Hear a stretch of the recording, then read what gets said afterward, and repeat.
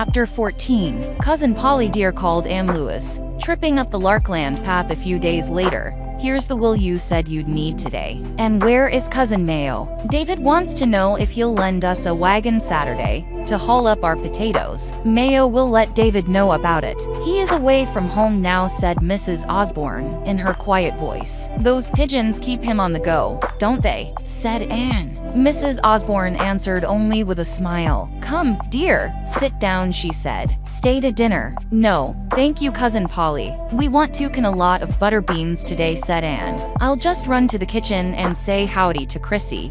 I haven't seen her for a long time. Anne went to the kitchen, which, according to village custom, was a cabin back of the dwelling house, and stopped at the door. Well, Chrissy, how are you? She said pleasantly. The old woman, usually good-humored and talkative, turned a glum face toward her young visitor.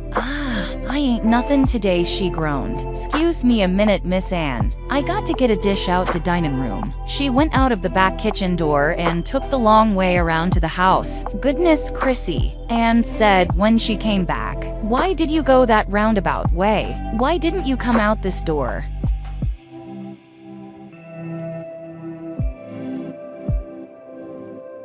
Chrissy looked around, and then said in a cautious undertone, Miss Anne, dat doorsteps conjured. Conjured, laughed Anne. Conjured, Chrissy repeated solemnly. Solomon Gabe was here yesterday. He told Miss Polly he come to bring her shoes dat Lincoln patched. But I knows better. He come grumbling and mumbling round here, and he was putting a spell on dat step. That's what he was doing. What kind of spell? Asked Anne, still mirthful. A spell to hurt me, Miss Anne. To give me a misery, maybe to kill me, if I tromp on it. But I came in this door and it didn't hurt me, said Anne. Nom. It can't hurt you, cause 'twant laid in your name. 'Twas put dar for me. Why do you think Solomon Gabe he looks mean enough for anything? Put a spell for you. He's mad with me, Miss Anne. I can't tell you to why and to wherefore. Dey say de birds o de air will let 'em know if I tell anything. Miss Anne, don't you breath what I done said. The old woman groaned. Dese is trouble times, trouble times. Who is dem folks comin' up to walk, Miss Anne? Dey ain't de kind o' folks dat come visitin' to Larkland. Anne had joined her cousin Polly in the hall when the three rough, loud-talking men Jake Andrews, Bill Jones, and Joe Height came, stamping up the front steps. Mrs. Osborne met them with the cordiality that a Virginia country house has for any guest, even the unexpected and unknown. Wouldn't they come in and let Chrissy bring them some fresh water? She was sorry her husband was not at home. We saw him go away, said Andrews, shortly. They said he was carrying pigeons to Richmond to fly back home. Oh, yes, she said in a noncommittal way.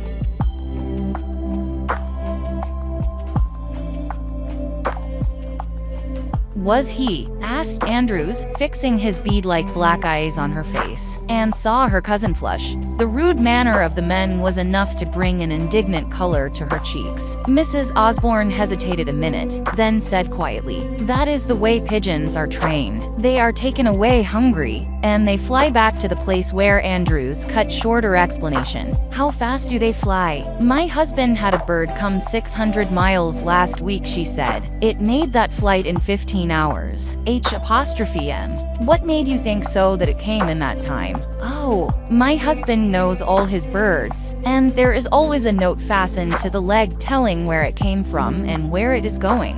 So if anyone catches it, he will turn it loose to finish its flight. Ah, said Andrews. If a pigeon was coming from Richmond, it would be here now. We'll see if any of them have notes fastened to their legs to prove what you say. Mrs. Osborne's eyes blazed in her white face. What have you to do with my husband's birds? She demanded. What I please, with him and them, answered Andrews, throwing back his coat and showing a badge. I'm an officer of the law, I am. And I'm dog-tired of the old aristocrats that been running Charlesburg County, and ain't no better than other folks, and friends with Germans, and all sorts of meanness. Now, ma'am, are you ready to prove what you said about them pigeons? There was a brief silence. Mrs. Osborne's face went from white to red and back again. At last she said quietly, You need not wait, gentlemen. No birds will come home to Larkland today. There are none to come. My husband did not take them with him.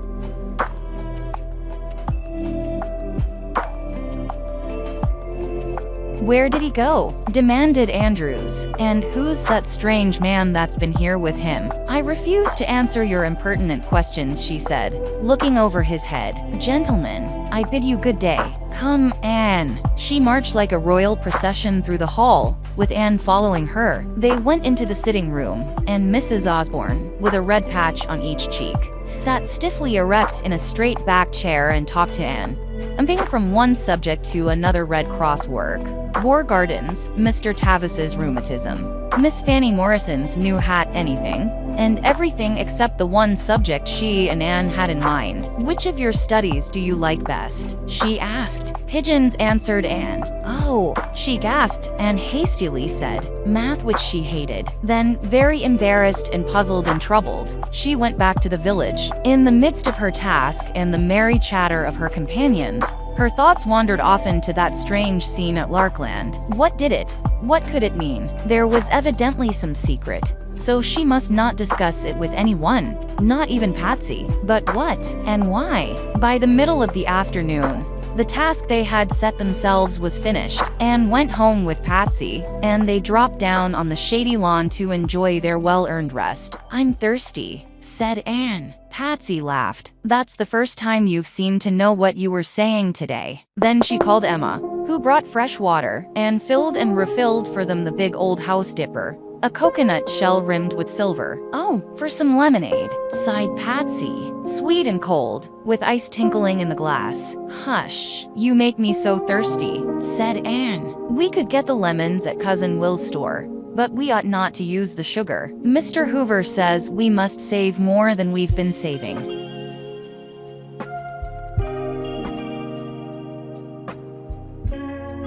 Dat Mr. Hoover sure is stingy wid his sugar, grumbled Emma. How come folks let him have it all? Anyway, he wants us to use less so there will be some for our allies, explained Anne. H''M, snorted Emma. I've always been having all the sugar I could buy and pay for. Why can't dem lies get on like they always done? Anne knew. She had read Mr. Hoover's appeals. She said, our allies used to get most of their sugar from Germany and Austria, the countries we are at war with. Now they can't get that. So we must divide with them the sugar from Louisiana and Cuba and the Hawaiian Islands. Well, course what you say is so, but I don't believe a word of it, said Emma. And hear Miss Miranda come this morning and say I can't have no sugar to make a cake for sweet William's birthday. If my old man was livin', he'd get sweetenin' for dat cake and for you all's lemonade, too. How could he get sugar? Asked Patsy. I ain't say sugar, answered Emma. I say sweetenin'. I was talkin' 'bout honey, but we haven't any honey, said Anne. He'd get it, Amos would. He was a powerful hand for findin' bee trees. What is a bee tree?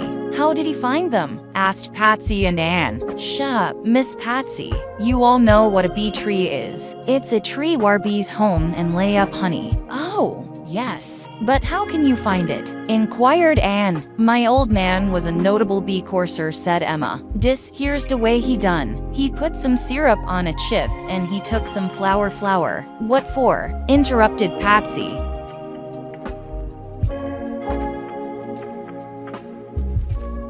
I'm a trin' to tell you what for, said Emma. Well, he'd go wid dat chip, like out yander where de bees is on dem white clover blooms, and thar he'd stand. Presently de bees come and sip de syrup.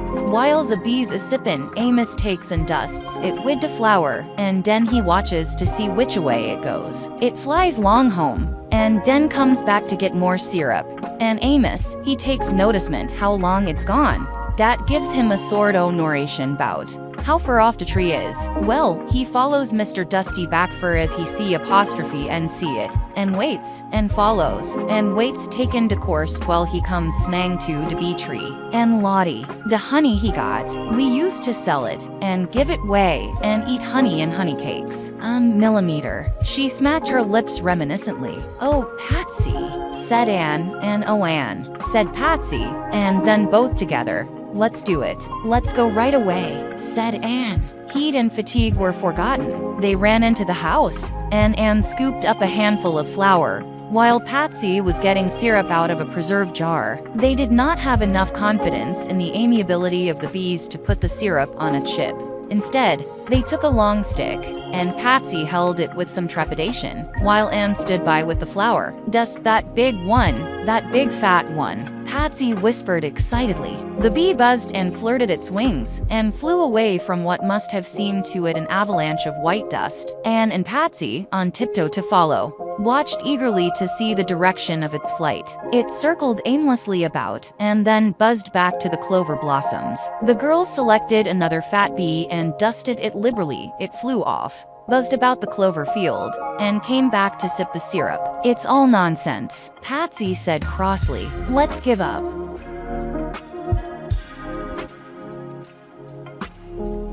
"I don't want to give up," said Anne. "I reckon Amos did something Emma doesn't know about." "I wonder we certainly can't chase all the bees in the field," said Patsy. "We might as well be trying to follow Dick. Come on. I want to scold Emma for sending us on a wild goose chase." "Wild bee chase," corrected Anne, laughing. Patsy was too warm and tired and cross to laugh. She went to the kitchen door and said sharply, "Emma, what made you tell us that foolishness about following bees to a tree? We've tried it, and the bees don't go anywhere. They just buzz around on the clover and come back and eat some more syrup." Millimeter, Miss Patsy. You just ain't done it right. Maybe you was coursin' a bumbler or de wrong kind o' bee. It was a honey bee. Don't you reckon I know honeybees? Patsy replied indignantly. "Come out here and I'll show you the kind it was. There, it was like that. Dat big fuzzy and bee. Dat's a droner. You've got to chase a honey maker. Thar's one, Miss Anne. Dat little fellow. Dust it wid de flower. Now you follow it." This little creature was no loitering drone. Instead of buzzing about the field, it took a straight, swift course, a beeline to the northeast. Anne and Patsy followed as far as they were sure of its course, and then waited what seemed a very, very long time, and then dusted another honeybee. A minute later, the first flower-coated little creature came flying back to sip and fly away again. Again they followed, in growing excitement and glee. It led them across a field, through a swamp that they waded recklessly, across another field, and into woods where their progress was slow, because they could see only a short distance ahead. They made up for it, however, by dusting several bees, and at last they had a line of little messengers going in the same direction.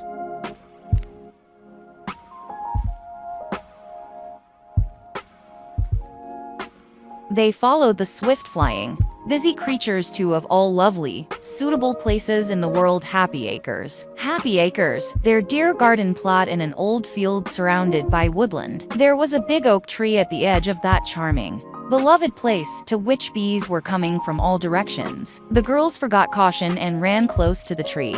There was a hole near the ground, and about 8 feet up was a larger hole black with bees crawling in and out. "Listen, Patsy," exclaimed Anne. "It's humming. The whole tree is humming like a beehive." Oh, there was no doubt of its being a bee tree. They made their discovery a great sensation in the village. Mr. Mallet, whose father had kept bees and who had a charm against stings, volunteered to get the honey. The village turned out that evening to watch the performance. Mr. Mallet set to work calmly and like a veteran. He stopped the upper hole and started a smoldering fire of dry leaves and tobacco stalks near the lower opening. After the smoke stupefied the bees, he sought and cut the upper hole, brushed aside the deadened bees by handfuls, and got out the honey stored in the great hollow tree. There were bucketfuls and bucketfuls of it. Anne and Patsy had a happy, important time dividing it among their friends and neighbors. "They're welcome to the honey," laughed Anne. "But, oh, Patsy, aren't you glad you and I had the glory of finding the bee tree?" "That I am. And now hay for lemonade, cool and tinkly with ice, and sweet, sweet, sweet," rejoiced Patsy. "Oh, goody. We can't send this to the Belgians and Frenches," said Sweet William. "Anne, I wish you and Patsy'd find a bee tree every week. Then I wouldn't mind saving all my sugar. Emma says she's going to make me a cake, a real cake. And I am going to eat honey, and eat honey, and eat honey." He heaved a sigh of blissful content.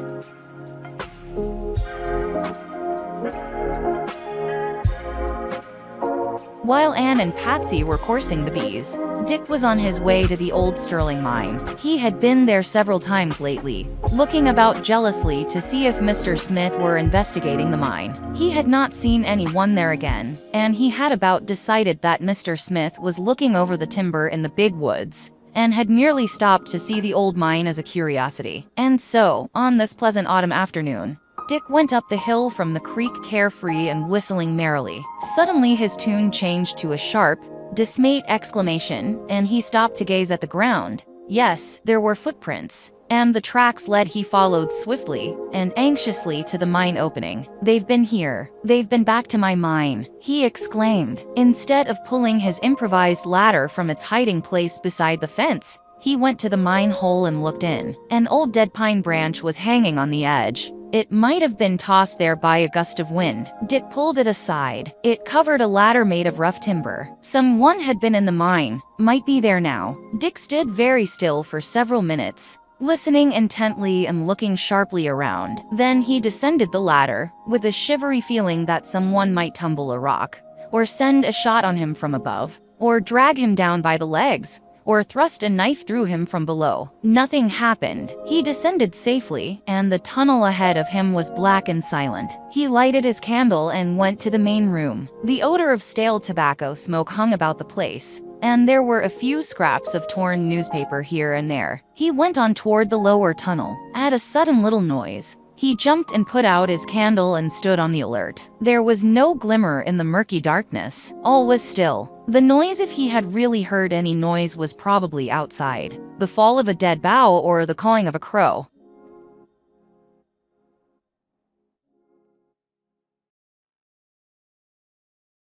He relighted his candle and went on and set to work, but his spade made a horribly loud noise. He felt as if someone were listening, creeping down the tunnel, slipping behind him. Cold chills ran over him. He peered into the darkness outside his little circle of light. He dropped his spade and crouched behind a projecting rock. Oh, it was useless to try to work. He put his tools under a pile of old timbers and went back. Just as he was starting up the ladder, he noticed a pile of leaves between the foot of the ladder and the wall. It was not there the last time he was in the mine. He kicked the leaves aside. Under them was an old iron mortar and pestle. Something in the mortar glittered in the candlelight. Silver, silver, of course. Dick picked up some of the particles to examine. There was a little sharp pain and his finger began to bleed. Why, those particles were glass. And there were bottles and pieces of bottles. What on earth was anyone doing here with a mortar and pestle, breaking up glass? It was the strangest, silliest, most absurd thing. Why, what, oh, the glass in the flour at Larkland Mill. Had Germans, who put that glass in the flour, been hiding in the mine? Suppose they should come back and find him here. He hastily pushed the leaves over the mortar and climbed out. It never entered his head then to question how German strangers would know of this deserted place almost forgotten by the community. He sped down the path through the woods, took the path to Larkland, and hurried to the hayfield where he saw Mr. Osborne at work.